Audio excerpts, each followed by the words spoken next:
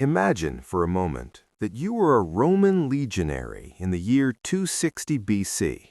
You were a man of the earth, a master of the solid, predictable ground.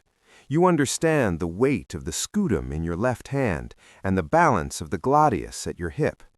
You have spent your entire life training to stand shoulder to shoulder with your brothers in the maniple, a wall of iron and muscle that has conquered every Italian tribe from the Tiber to the toes of the peninsula. But today, the ground beneath your feet is not solid. It is heaving, tilting, and slick with the spray of the Tyrrhenian Sea. You are standing on a wooden deck, staring across a churning blue expanse at the most formidable naval power the world has ever known. To your left and right, your fellow soldiers are turning pale, their stomachs churning with a sickness that no amount of courage can cure. You are a land animal trapped in a maritime nightmare. In front of you, the Carthaginian quinqueremes are dancing across the waves with the grace of predators, their bronze rams glistening like the teeth of sea monsters. You know with a chilling certainty that if those ships strike your hull, you will sink into the crushing darkness of the deep, and all your training, all your Roman grit will mean nothing. This was the existential crisis facing Rome at the dawn of the First Punic War, a superpower of the land trying to fight a war on a medium it neither understood nor respected. The conflict had begun as a minor squabble over the city of Messina in Sicily, a strategic point that controlled the vital straits between the island and the mainland. What the Roman Senate initially viewed as a localized intervention quickly spiraled into a total war for survival against Carthage. For centuries, Carthage had reigned supreme over the western Mediterranean. They were the descendants of the Phoenicians, the greatest explorers and traders of antiquity. To the Carthaginians, the sea was not a barrier, it was a highway. Their wealth was built on silver from Spain and tin from Britain, all carried by a navy that was the envy of the world. Their ships were the pinnacle of ancient engineering, quinqueremes, massive vessels with 5 banks of rowers, capable of terrifying speeds and precision maneuvers. A Carthaginian captain could dance around a slower opponent, shear off their oars with a single pass, and then deliver a fatal blow with a massive bronze-shrouded ram. Rome, by contrast, had no navy to speak of. They possessed a few triremes provided by their Greek allies in southern Italy, but these were coastal patrol boats, toys compared to the leviathans of Carthage. The Roman Senate realized that they could win every battle on the Sicilian soil and still lose the war if they could not challenge Carthage at sea. Carthage could simply resupply their fortresses by boat, bypass Roman blockades, and strike at the Italian coast whenever they pleased. The Romans were faced with a choice: accept a humiliating peace or do the impossible. In typical Roman fashion, they chose the impossible. Legend has it that they found a wrecked Carthaginian quinquereme that had run aground on a beach in southern Italy. Using this captured vessel as a blueprint, the Romans embarked on one of the most ambitious industrial projects in human history. They did not just build a ship, they built an entire fleet of 120 vessels in a staggering 60 days. To appreciate the scale of this feat, one must understand the logistical nightmare it entailed. Tens of thousands of trees had to be felled in the Sela forest and transported to the shipyards. Thousands of shipwrights, many of them Greeks and Italians who had never built anything of this magnitude, were pressed into service. But the ships were only half the equation. A quinquereme required 300 rowers to function at peak efficiency. Rome did not have 36,000 trained sailors. They had farmers, laborers, and shepherds. To solve this, they created rowing camps on the beaches. They built wooden frames on the sand that mimicked the interior of a quinquereme. While the ships were being hammered together in the yards, the future sailors sat in these dry land contraptions, learning to pull their oars in perfect unison to the beat of a wooden mallet. It was a desperate, almost comical sight.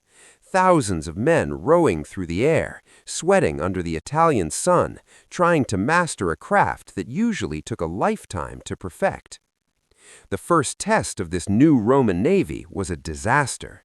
Under the command of the consul Gnaeus Cornelius Scipio, a squadron of 17 ships sailed to the Lipari Islands, hoping to capture the territory through a mix of diplomacy and a show of force. Scipio was a man of the old Roman school, brave but tactically rigid. He allowed himself to be trapped in the harbor by a Carthaginian squadron. The Romans, paralyzed by their lack of experience and boxed in by the geography, didn't even put up a fight. Scipio surrendered his entire fleet and himself, earning the mocking cognomen Asina, or the donkey. To the Carthaginians, this was a clear sign that the Romans were amateurs. They laughed at the idea of these landlubbers challenging the masters of the Mediterranean. They believed the war would be over by the end of the season. But the Romans did not react to failure with retreat. They reacted with innovation. They looked at the wreckage of their early attempts and realized a fundamental truth. They would never be better sailors than the Carthaginians. They would never be able to outmaneuver the sleek, expertly crewed ships of the merchant republic. If they tried to play the game of naval warfare by the established rules, they would be systematically destroyed. Therefore, they decided to change the rules of the game entirely.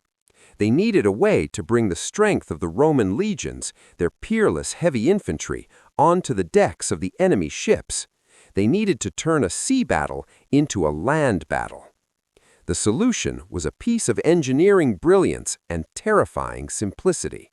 It was called the Corvus, or the Raven. While its inventor remains anonymous in the scrolls of history, its impact was revolutionary. The Corvus was a boarding bridge, approximately 36 feet long and 4 feet wide. It was attached to a civil post on the prow of the Roman ships. Using a system of pulleys and ropes, the bridge could be raised high into the air and swung in any direction. But the beak of the Raven was its most lethal feature. At the far end of the bridge, on the underside, was a massive, pointed iron spike. When an enemy ship drew close, the Romans would release the ropes. The heavy bridge would come crashing down with the force of gravity, and the iron spike would bite deep into the wooden deck of the opposing vessel, locking the two ships together in a lethal embrace.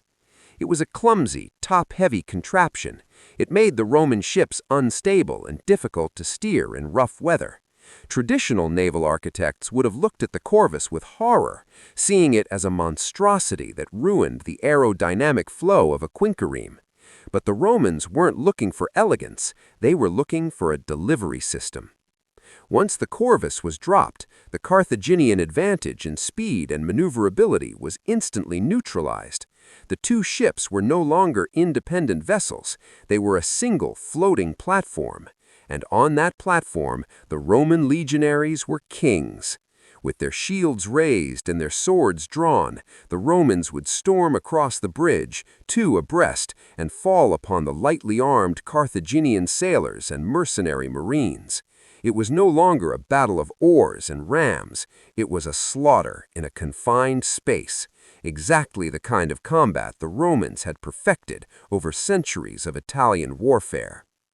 As the Roman main fleet, now commanded by the consul Gaius Duilius, sailed toward the coast of Mylae in 260 BC, the Corvus stood tall on their prows, like a strange skeletal finger pointing at the horizon. The Carthaginians, seeing the Roman fleet approaching, felt a surge of predatory joy. They saw the clumsy Roman ships, the erratic rowing, and the bizarre wooden towers on their decks. They didn't even bother to form a proper battle line. They simply charged forward, eager to claim the prizes.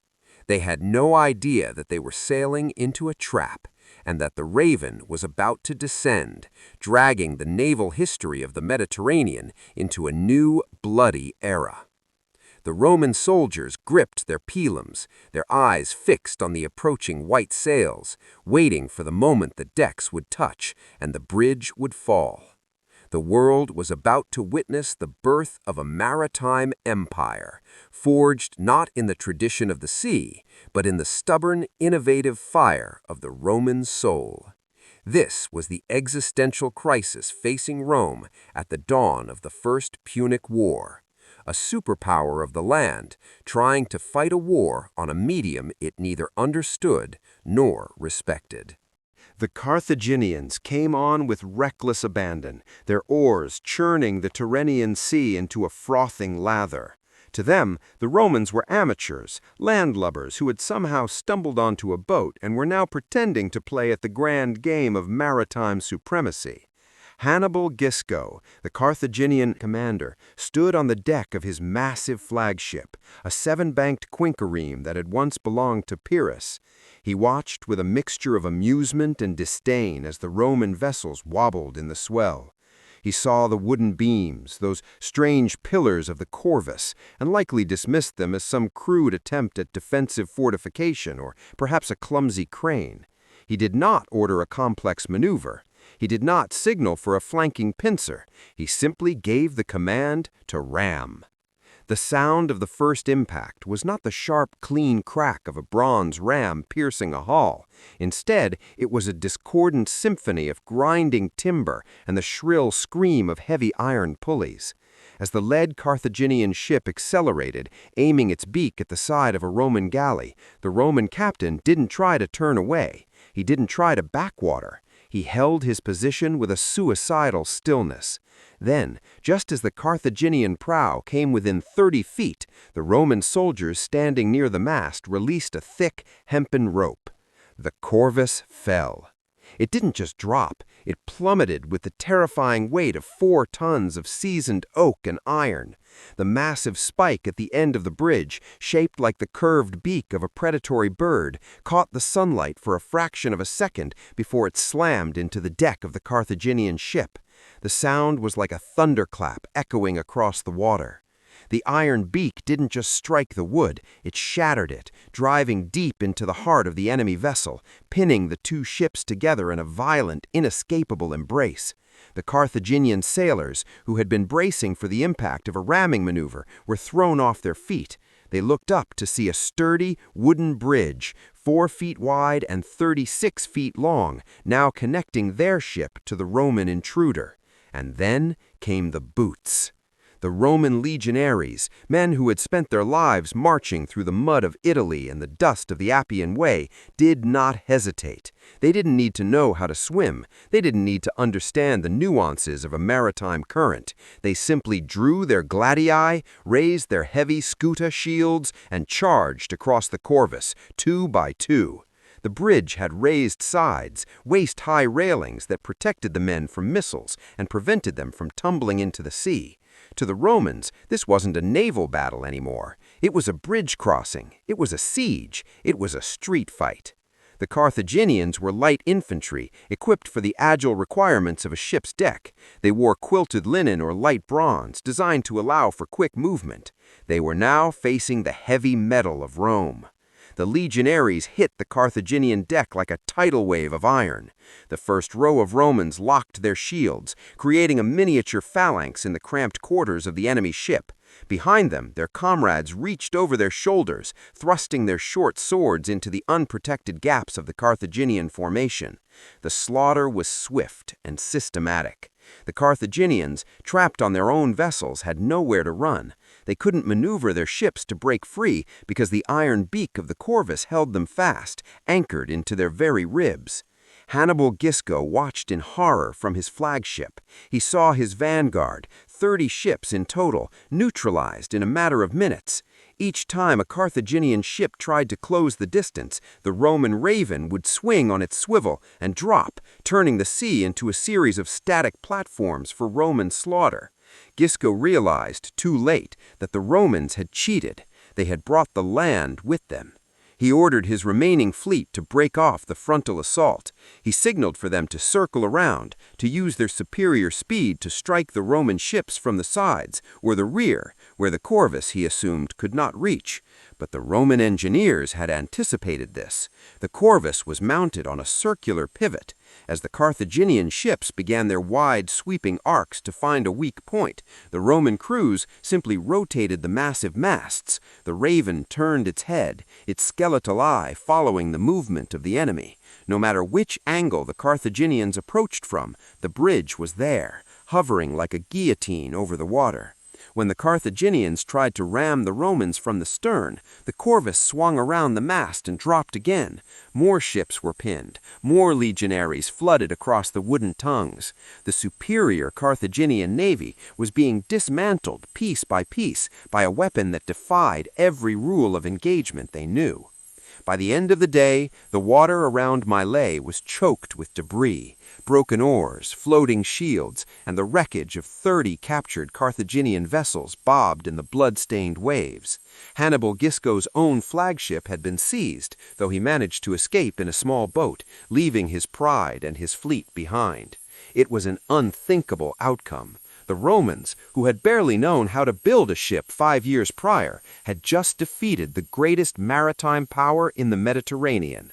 They had lost only a handful of ships, while the Carthaginians were forced to flee with their remaining forces, stunned by the sheer brutality of the Roman innovation.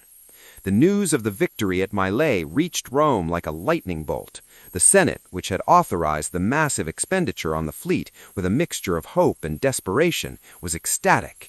Gaius Duilius, the man who had overseen the construction and commanded the fleet, was transformed into an overnight legend. To commemorate the triumph, the Romans did something that reflected their growing obsession with permanent records of glory. They took the bronze rams, the rostra, from the captured Carthaginian ships and brought them back to the city. In the heart of the Roman Forum, they erected a magnificent monument, the Columna Rostrata. It was a tall marble pillar adorned with the actual metal beaks of the enemy ships jutting out from the stone like the teeth of a giant. It was a visual testament that Rome was no longer a terrestrial power confined to the Italian peninsula. The inscription on the base of the column detailed the number of ships captured and the weight of the gold and silver brought back to the treasury. But more than the wealth, the column symbolized the birth of a new Roman psyche. They looked at the sea, an element they feared and misunderstood, and they had forced it to obey Roman rules. Yet, as the celebrations echoed through the streets of Rome and the wine flowed in the taverns of the Subura, a few of the more practical Roman shipwrights and navigators began to voice concerns that had been ignored in the heat of battle.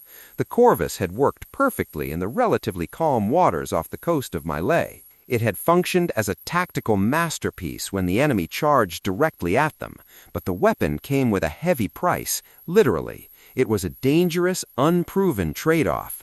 This massive structure of wood and iron shifted the vessel's center of gravity, making it dangerously top-heavy. Rome had won the day, but they had also created a monster that would soon turn against its own creators when the calm summer seas vanished. The Senate remained blind to the physics of the water, seeing only the glory of the rostra. As the fleet prepared to venture further into the deep, the Raven remained perched on their prows, a silent predator waiting for the storm. The Roman soul was emboldened, but the sea was patient. Mastery of the waves required more than just a bridge. It required balance that the Romans, in their hunger for conquest, had ignored in favor of brute force. This was their first great maritime triumph, but also their most hidden, looming disaster that would cost them thousands of lives.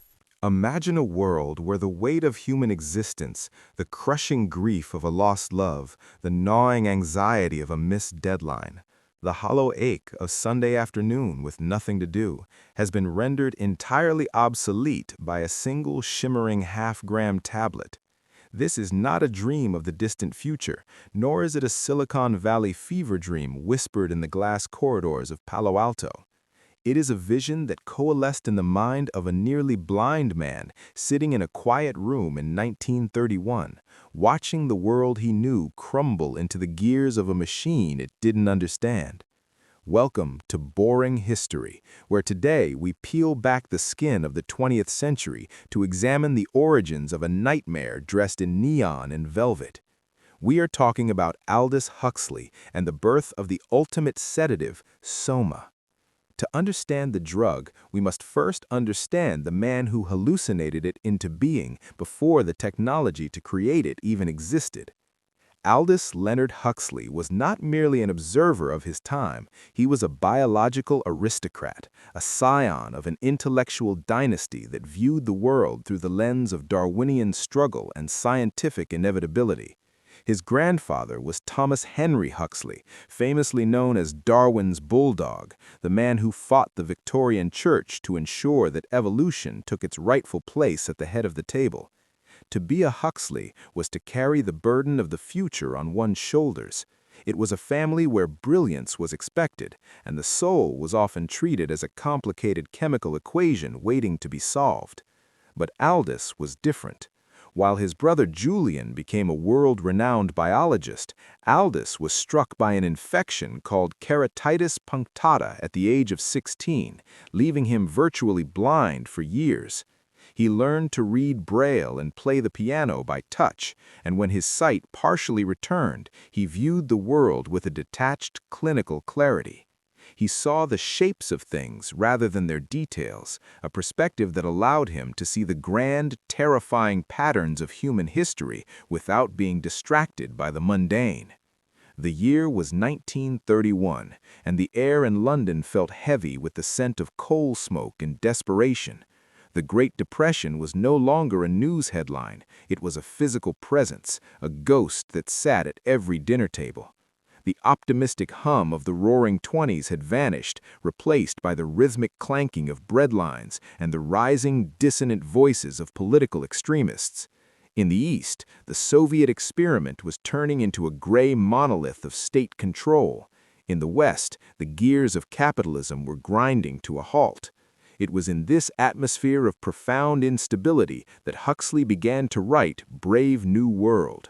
He was not looking for a way to save the world through politics, because he believed politics was a crude instrument. Instead, he looked toward biology. He looked toward the pharmacy. He realized that the most effective way to control a population was not through the whip, but through the whisper of a chemical promise. Huxley's vision of the future was a direct reaction to the philosophy of Henry Ford. To the people of 1931, Ford was more than a simple industrialist. He was a secular god.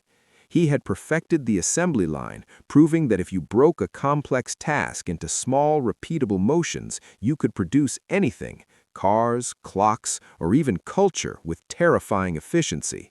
Huxley saw this and asked a simple, devastating question. What happens when we apply the assembly line to the human soul? If we can mass-produce a Model T, why can't we mass-produce happiness? The world state, the setting of his masterpiece, was built on the foundation of community, identity, and stability. But stability is a difficult thing to maintain when humans are naturally prone to the turbulence of emotion. Evolution has spent millions of years refining our ability to feel pain, fear, and longing, because those are the tools of survival. To create a stable society, Huxley realized, you would have to declare war on biology itself. The weapon of choice in this war was soma. In the novel, soma is described as having all the advantages of Christianity and alcohol, none of their defects. It is the perfect commodity. It provides a lunar eternity of peace, a vacation from the self that requires no travel, no effort, and carries no hangover. In 1931, the concept of a psychotropic drug that could reliably alter mood without physical degradation was pure science fiction. The most common sedatives of the time were barbiturates and bromides, clumsy, dangerous substances that often left the user lethargic or addicted. But Huxley was imagining something cleaner, something that worked on the very synapses of the brain to prune away the thorns of discontent. He saw that the ultimate tyranny would not be one that people resisted, but one that people stood in line to purchase. As Huxley sat in his study, peering through thick lenses at the pages of his manuscript, he was crafting a world where the concept of suffering had been deleted from the dictionary. In the world state, if you feel a pang of loneliness, you take a pill. If you feel the sting of rejection, you take 2. If you are faced with a truth that is too heavy to carry, you take a Soma holiday and drift away into a haze of golden light. This was his great insight, that the greatest threat to freedom was not the presence of pain, but the absence of it. A man who is suffering will eventually rebel. A man who is perfectly chemically satisfied will never even think to ask why his chains are made of silk. Huxley was writing a satire, but as the ink dried on the page, the satire began to look more and more like a blueprint. The brilliance of the Soma vision lies in its subtlety. It represents the transition from the age of scarcity to the age of abundance. In the past, rulers controlled their subjects by withholding things, food, safety, or information. But in Huxley's future, the rulers control the subjects by giving them everything they think they want. It is a world of total distraction. Why worry about the loss of democracy when there are the feelies to watch and high-voltage golf to play? Why worry about the meaning of life when a half-gram of Soma can provide a simulated version of enlightenment for the price of a candy bar? Huxley saw that the human mind is a fragile thing, easily overwhelmed by the vastness of the universe. Soma is the shield that protects the mind from the terror of its own insignificance. But as we move deeper into the 1930s, we see that Huxley's vision was not just a response to industrialism, but a reflection of his own personal struggles with reality. He was a man who lived in his head because his eyes had failed him. He understood the allure of the internal world, the desire to escape the sharp edges of a physical reality that was often cruel and blurry. For Huxley, Soma was a metaphor for the many ways we choose to blind ourselves.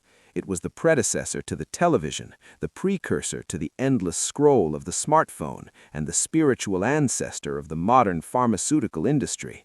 He saw that we were moving toward a painless civilization, but he wondered what would be left of the human spirit once all the friction was removed. As part 1 of our journey concludes, we leave Huxley in 1931, a man haunted by the silence of his own prophecy. He has created the world state, he has established the cult of Ford, and he has placed the first bottle of Soma on the shelf. The world is ready to be seduced. The dream is about to begin.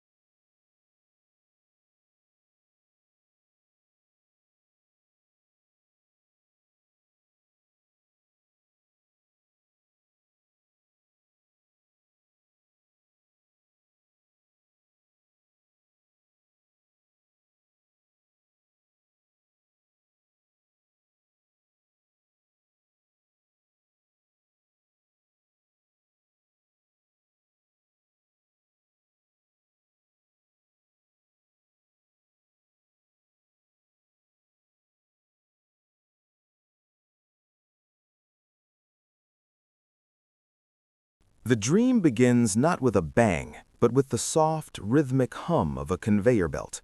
In the world Huxley envisioned, the messy, visceral tragedy of human birth had been replaced by the sterile precision of the central London hatchery and conditioning center. Here, life does not emerge from the warmth of a womb, it is decanted from a bottle. This is the first pillar of the Huxleyan prophecy, the industrialization of the human soul. To understand the seduction of the world state, one must first understand the Bokanovsky process. It was a biological assembly line where a single egg could be shocked into budding into 96 identical twins. This wasn't just a scientific feat, it was a political masterstroke. It was the end of the individual and the birth of the social body. Huxley saw that the greatest threat to stability was uniqueness. If every man is a snowflake, the blizzard is unpredictable. But if every man is a uniform component in a machine, the machine never breaks. As we step into this brave new world, we see the rows of glass jars, the test tube babies of a future that felt impossible in 1931 but feels uncomfortably plausible today. The world state's motto is community, identity, stability, but these words have been hollowed out and refilled with something synthetic. Identity is no longer something you discover, it is something assigned to you by the predestinators. Before you are even a flicker of consciousness, your destiny is decided. Are you an alpha, destined for leadership and intellectual labor?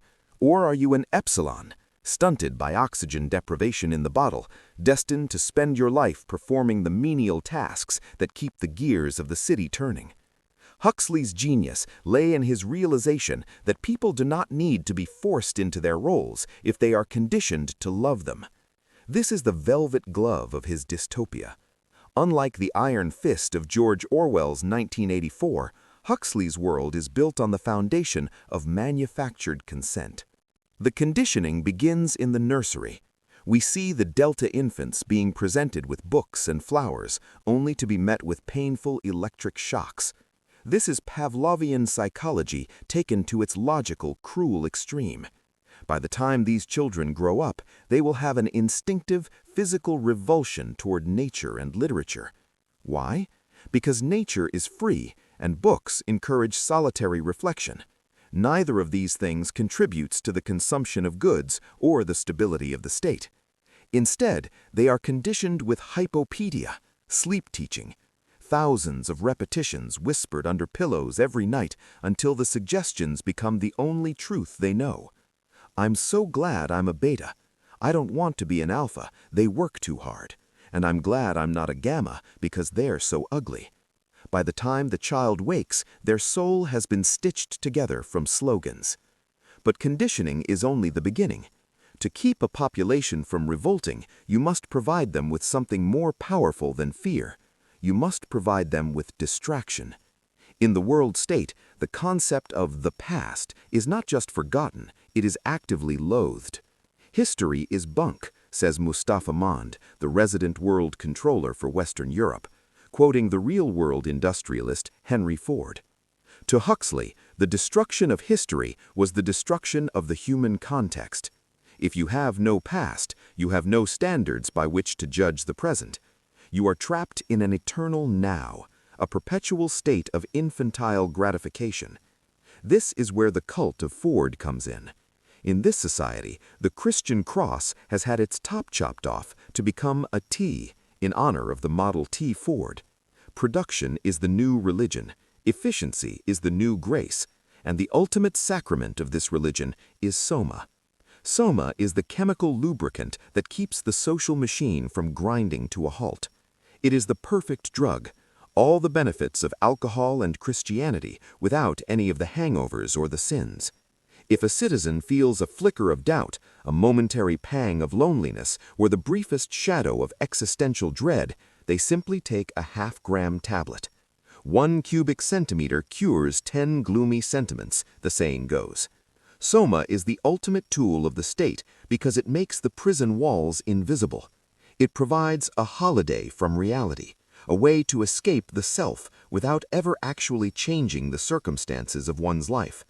Huxley was fascinated by the idea of a drug that could offer transcendence on demand.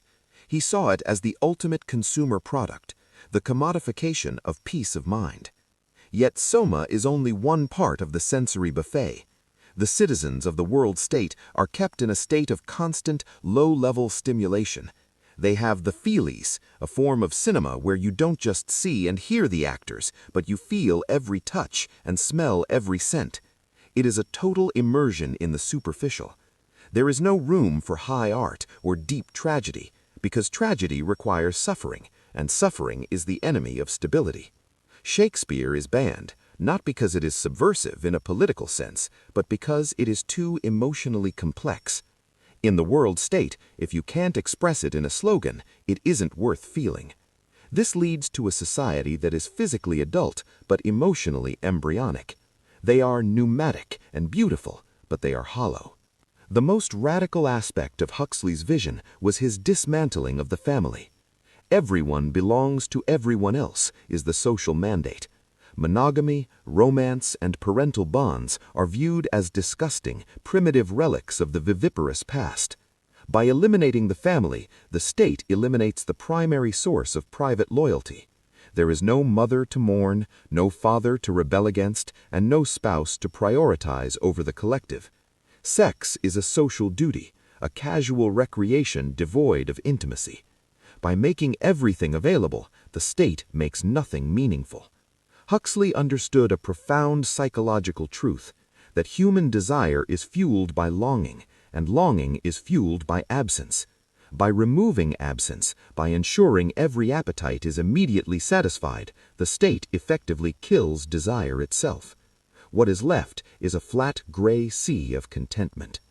As we move deeper into the 1930s, we see Huxley watching the world catch up to his nightmare. He saw the rise of mass media and the way it was being used to bypass the rational mind. He saw the way advertisements were beginning to use the same conditioning techniques he described in the hatcheries. He realized that the greatest threat to freedom wasn't that books would be burned, but that people would simply stop reading them.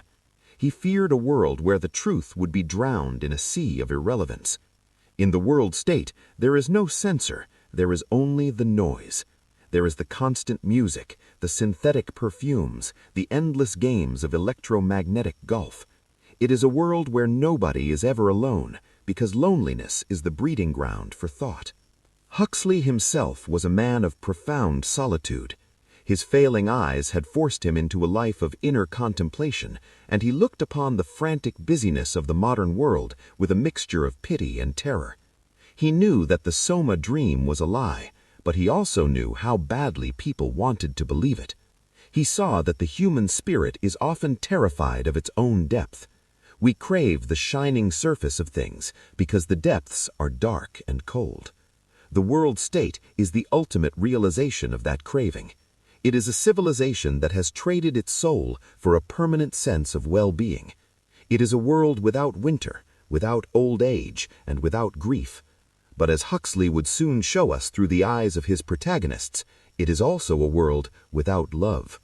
As part 2 of our exploration into Huxley's vision draws to a close, the architecture of the world state stands complete. The bottles are being filled, the slogans are being whispered, and the soma is being distributed. The trap is set, and it is lined with velvet.